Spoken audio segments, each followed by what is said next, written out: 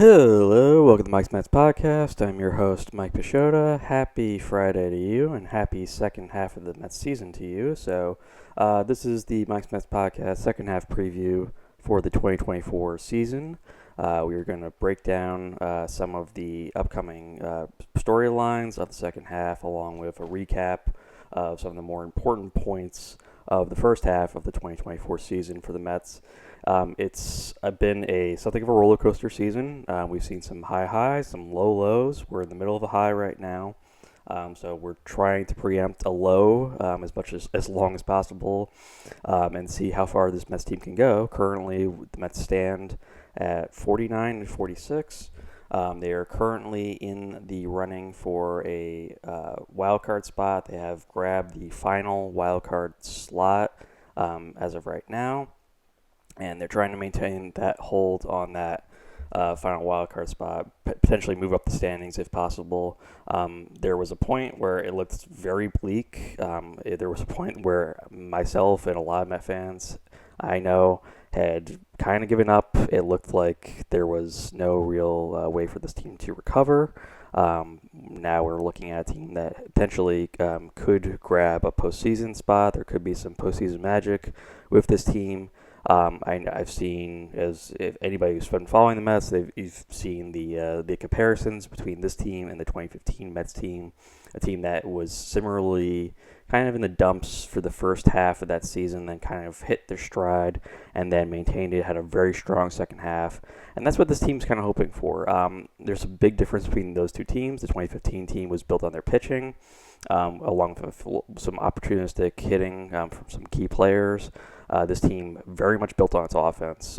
What has become one of the more surprising stories of the last few weeks has been this Mets offense that has just all of a sudden morphed into this group of world beaters. They are now hitting the cover off the ball, led by players like Francisco Lindor, Brandon Nimmo, JD Martinez, Mark Vientos, Francisco Alvarez, and of course Pete Alonso.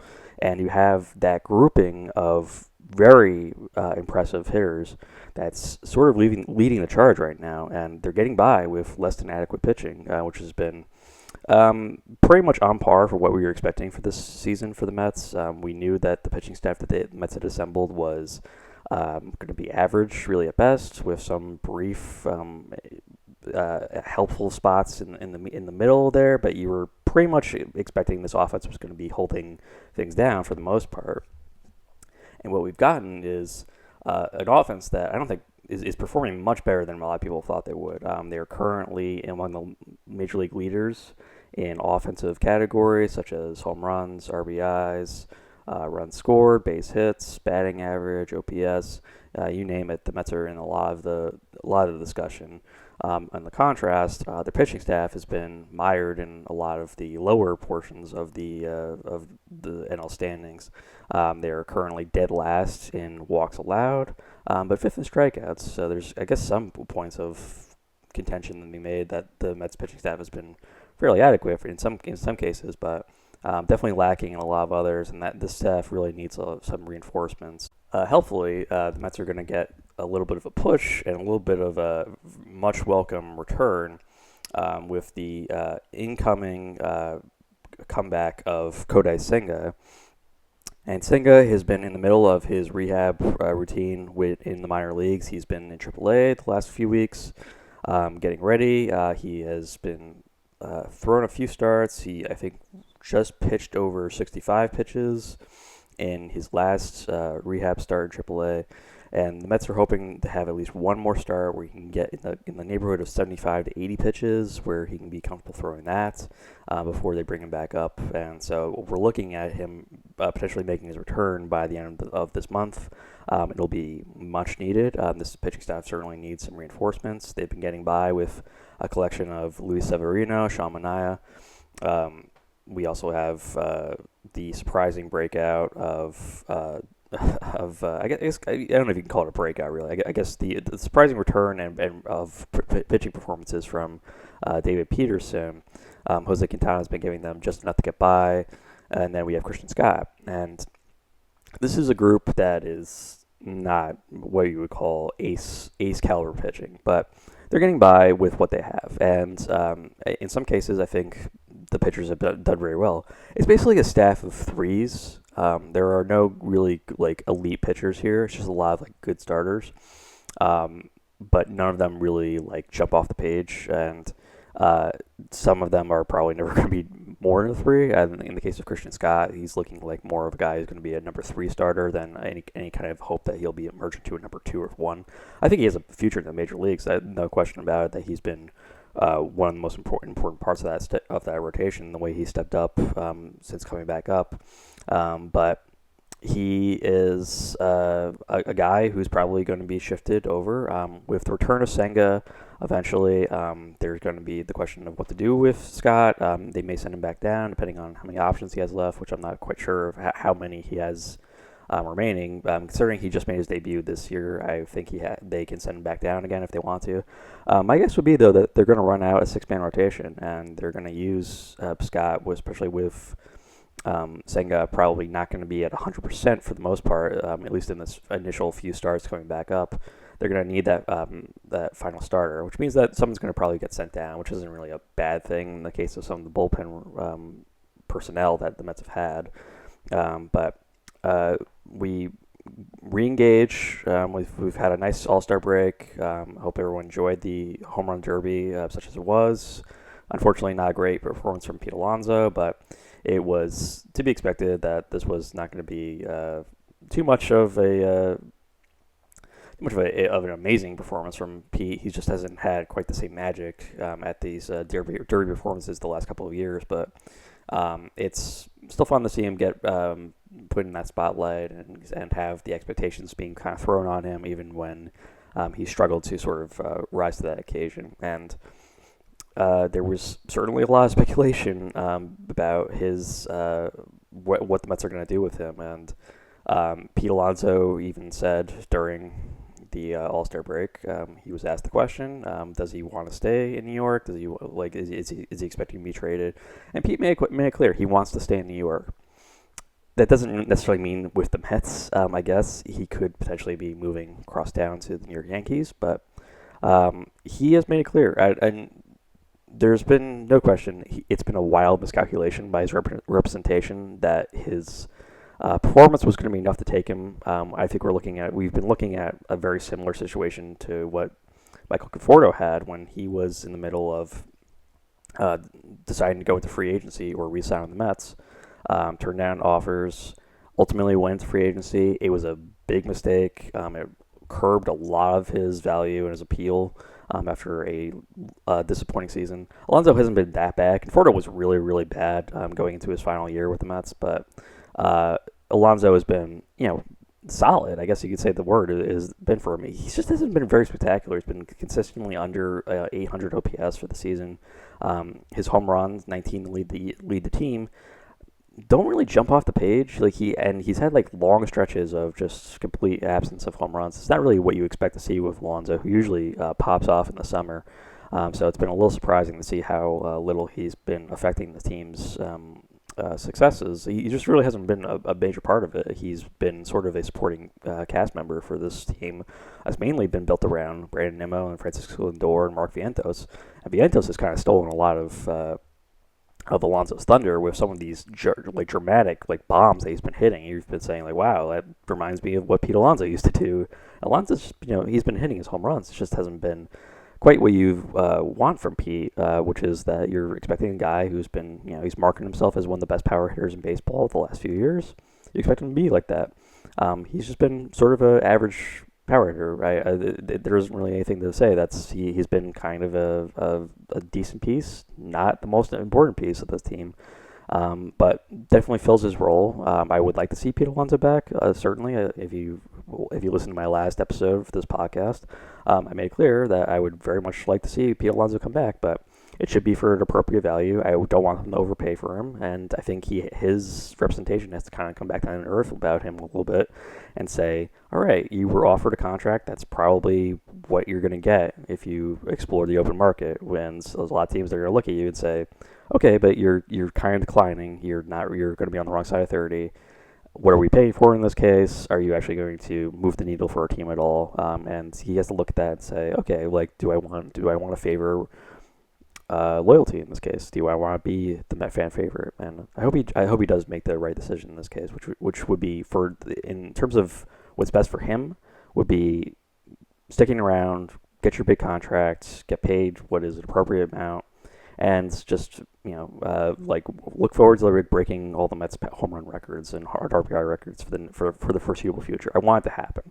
I want him to be there for the next stretch of the Mets franchise, which is going to be the second half of this decade, and what can possibly happen where maybe this team can actually challenge for something rather than just be mired in the dregs of the NL, which has been the case in a lot of these seasons for Pete. So we talked about Kodak Senga and we talked about Pete Alonso.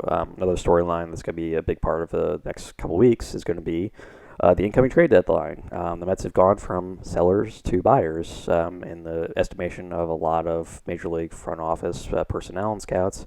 It looks like this team is going to potentially be adding pieces. What everybody's clamoring for it's got to be bullpen help, because this team's bullpen has gone from really bad to actually even terrible in some cases. It's been a really ugly stretch. They've had to lean on Edwin Diaz. They've had to lean on some people who you would not expect to be such key contributors to this bullpen, but it's been guys like I am never going to be able to say his name. Daniel Nunez, I believe that's how you pronounce his name. I'm terrible at pronunciation, but Nunez has been a big piece of that bullpen.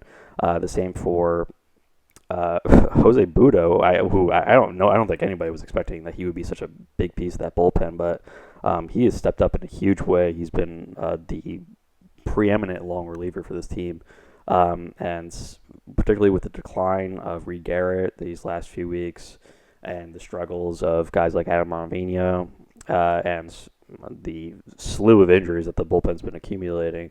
It's now led to a team that you have to lean on some guys that you weren't really expecting, and they need to bring in some other personnel to kind of take over and hopefully help this team a lot. We've seen one guy come over in a trade very recently, Phil Maton, and his addition is going to be critical. I think he's going to be a big piece of that middle relief. They need some guys to pitch better, but obviously they need some other guys to just go away, and they need to bring in some fresh personnel into that bullpen because it's been pretty ugly. And it doesn't need to be a huge name. It doesn't have to be Mason Miller. It doesn't have to be anybody like that. But I would prefer that they make a move to acquire somebody who can at least settle down in that eighth inning piece.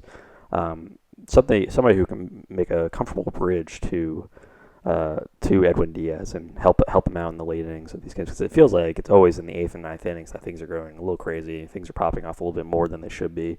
And the bullpen really needs to settle down in some cases. So that will be one indicator.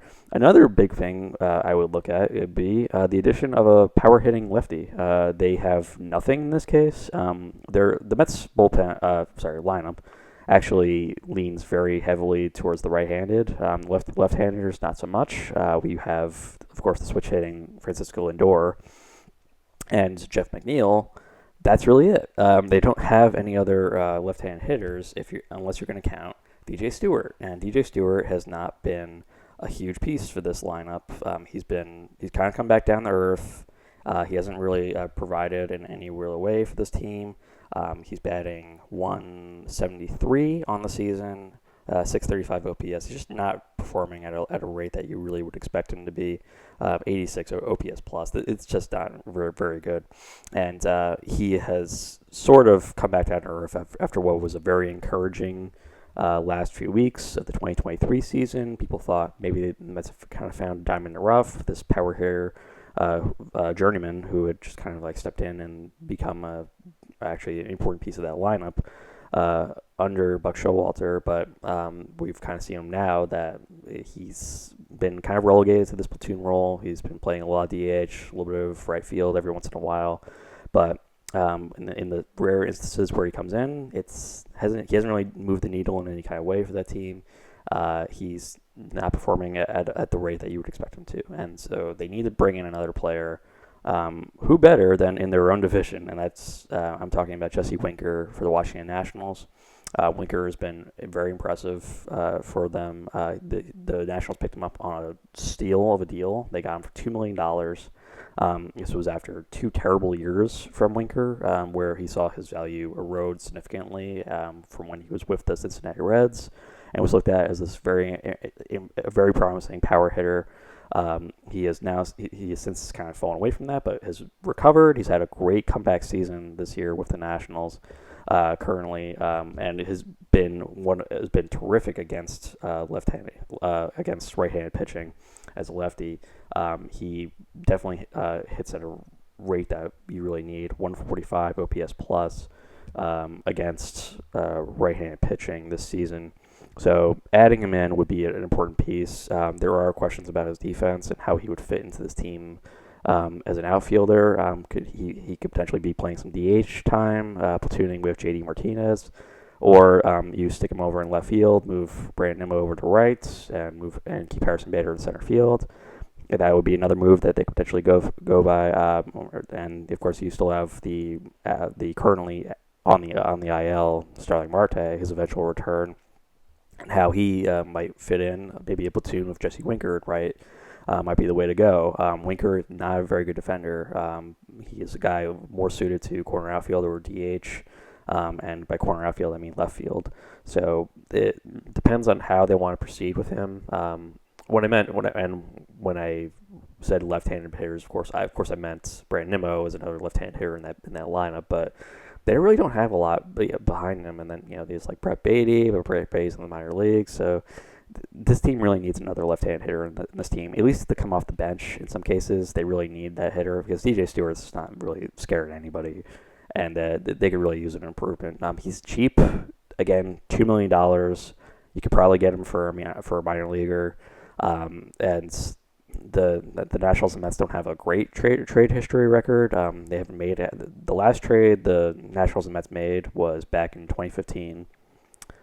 Where the Mets traded Matt Dendecker for Jerry Blevins. So that was 9 years ago was the last trade that was made. So if you're looking at a transaction history that's been almost 10 years since they've made their last trade, it's not great. You're looking at a team that really kind of needs that kind of lineup, that kind of lineup addition, and Winker would be a cheap power addition. It would be something that this team could really use going down the stretch. And Winker, guy who's seen plenty of time, a veteran, has a lot of experience, and they could kind of lean on him probably to help this team out, especially some of the younger players. So important addition there in that case. So if you're looking at things that for the Mets to potentially be buying on this before the trade deadline, would be bullpen relief, and also maybe adding in a left-handed hitter. It doesn't necessarily have to be Jesse Winker, but Winker is the first guy who stands out because he is on the block. A lot of people are looking at him as a potential trade addition, and we'll see what happens exactly with Winker. But I would be interested to see if they could add a player like Winker or Winker himself to help out with that team. Finally, let's go over the Mets schedule for the remainder of 2024. So we came off, I talked about this in a previous episode, which was the Mets had a great chance to get to 500 or above 500. I was very happy to be proven right. Basically, so based on the Mets schedule, that the level of teams that they were going to be facing, a lot of sub-500 teams, they're going to be playing the Nationals, Rockies, and Pirates. So there was a good chance that the Mets could kind of take advantage of that very weak schedule and push themselves back over 500. They did it. Great. Let's keep it going. They now have a 4-game series against the Miami Marlins that's going to start tonight. We're excited to see what will happen with that series and the addition of and taking on the Marlins. So 4 games against the Marlins. The Marlins are one of the worst teams in the National League this year. We're one of the worst teams in all of Major League Baseball this year. So we're hoping that this is a team that can actually take over, and Mets can take maybe 3 out of 4 from this team. And then you have another Subway Series, 2 games against the New York Yankees. These 2 games will be played in Yankee Stadium. I'm expecting probably a split series in this case. The Yankees have not played well as of late. It's been sort of the declining of the Yankee success has been one of the other storylines that's been going on in New York, along with the rise of the Mets. this season. And then you have the Minnesota Twins to play. Minnesota Twins have been one of the surprising additions to the playoff contenders this year. They've played very well. Taking on that Twins team will be important. And then you have a 4-game series against the Atlanta Braves, and the Atlanta Braves are going to be an important thing to take on here. You look at the Braves, and you'd say this is a team that a lot of people were expecting to be, once again, 100+ wins. We're gonna take that division. We're gonna be major contenders for the World Series. Hasn't been that way this year. They've been dealing with a lot of injuries, a lot of disastrous injuries to guys like Ronald Acuna. And the pitching staff's been kind of holding it together, while the offense has actually been really struggling, which has been a complete 180 from the Atlanta Braves fortunes the last few years, where it's just been them throwing a murderer's row at everybody and just watching them beat the living hell out of every team that they played. The Atlanta Braves are certainly hoping that their second half is going to be better than their first half, where they've seen their lead over the Mets decrease to now just 4 games. The Mets have a chance to, if things work out and the Braves struggle, there's a chance that the Mets could potentially be in second place by the end of the end of July.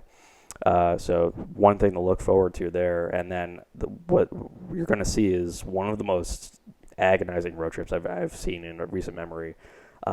It isn't the level of competitors that they could be facing during this road trip. So this is to start off August. They're going to be off August 1st. And then from August 2nd to August 11th, I believe, they're going to play every day. So they're going to play 10 straight games against, again, not very impressive teams. I mean, you have a 3-game series against the Seattle Mariners. Mariners have been really, really good in the American League this year. But, it's a series against the Angels. It's a series against the Rockies. And then a thrown-in makeup game against the St. Louis Cardinals that the Mets, for some reason, have to play that game also. So they're going to be in this really tough stretch, which is just going to be it's going to wear on their endurance. Road trips are never fun. Mets have been pretty good on the road this year, but you're expecting this team to take over and play really well over this stretch. It's going to be really tough.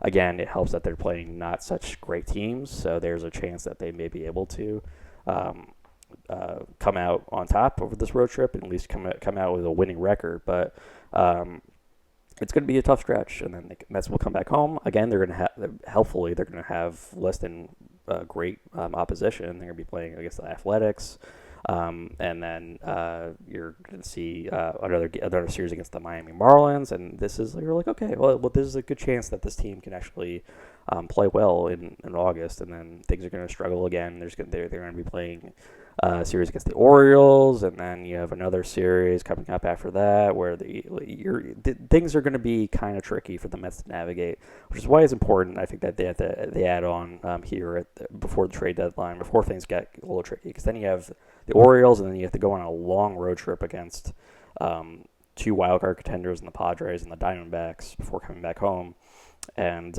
taking on, or actually they played another 3-game series against the White Sox, and then you come back home, Red Sox, Reds, and then to finish off the year, they're going to play six against the Blue Jays and Phillies.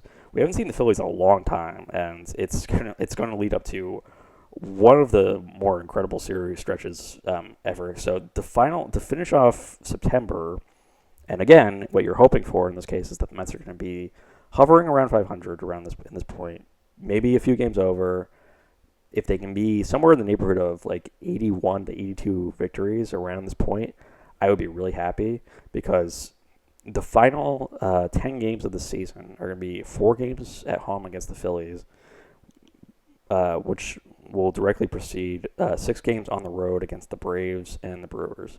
Now, the Braves haven't been very good on the road. At home, they've been excellent, and they've just been relying on that terrific home field advantage that they have with that ballpark to sort of make up for the fact that this team has been struggling a lot offensively. So it's not a great stretch for the Mets to play 4 games against the Phillies. You're hoping the Phillies are going to be so far ahead at that point that they're just playing their backups and are relying on their reserves to sort of be playing those games. Maybe a few minor leaguers in there, but if things are getting a little tight and they're trying to maintain their their hold on a number one seed in the National League for the playoffs, there's a good chance that they could be playing a lot of their starters, and that's not necessarily a great thing for the Mets to be playing the Phillies, this loaded Phillies team that late in the season, and then playing 6 games on the road against the Braves and Brewers. The Brewers have also been a good team, a team that's been something of a question mark as to how good they actually really are.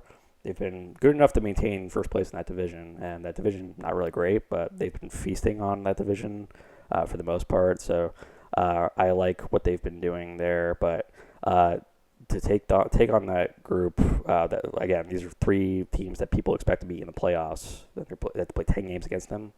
It's not going to be easy. It could directly indicate this team's level of success going forward. So it could all come down to that final 10 games in the season. So one thing to watch for will be this Mets schedule and how well they can take advantage of the lesser teams that they're going to be playing, and then how well they can fare against the more impressive teams.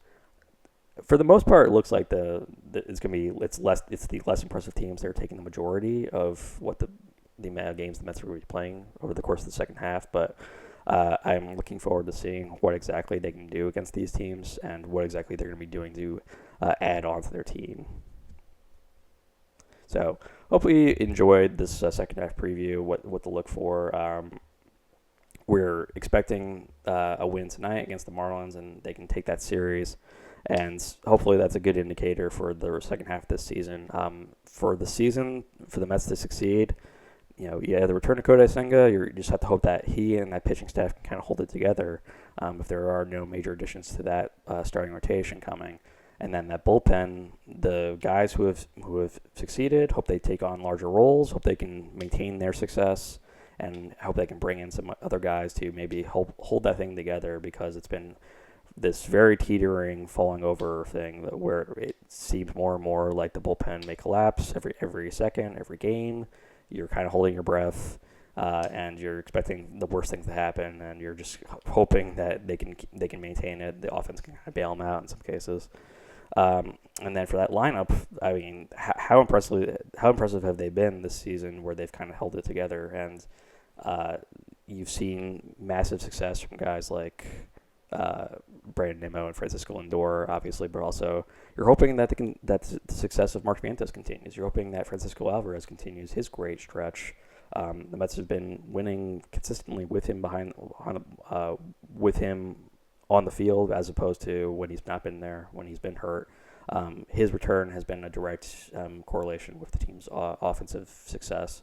So he plays a huge part, and then you have veterans like Jeff McNeil, and what to do with Jeff McNeil exactly, if he can actually play back up to his standard in the second half, or is it necessary for him to decline and for him to move on and be replaced. I didn't even talk about Jose Iglesias. Jose Iglesias' unexpected success and how well he has performed has been a huge part of the Mets' success this season, and how well he factors into this team is another big piece. I think he is clearly a huge contributor, a guy who deserves to be coming back for this team next season, because he's become something of a rallying cry. The OMG, it is the rallying cry of not just the Mets, but it feels like all of Major League Baseball right now. Everybody has kind of looked at him as being this transcendent figure almost, that he has kind of merged baseball and pop culture to an extent that I don't think a lot of people were expecting. And the fact that he's doing this all as a bench player on the Mets, really, really amazing. And then the fact that he's having probably the best season of his career as a bench player for the Mets is just amazing. He has been an amazing piece to this. I cannot really describe what it feels like to see Jose Iglesias, huge contributor, key contributor for this team. It's amazing to see, and I've watching him these last few weeks has been really satisfying to watch, and you hope that he can continue things going for the foreseeable future with the Mets. So congratulations to Jose Iglesias. Good luck for the Mets for the second half. We're hoping that in the final few weeks of the season that they are able to hold things together. In these last 2 plus months, go well for them, and hopefully we're playing October baseball. Thank you for listening to the Mike's Mets podcast. Please be sure to follow us on Spotify and subscribe to our YouTube channel as well. Finally, please also follow the podcast Twitter, which is Mike's Mets Pod, all one word. Appreciate your time and have a wonderful rest of your day or evening. Let's go, Mets.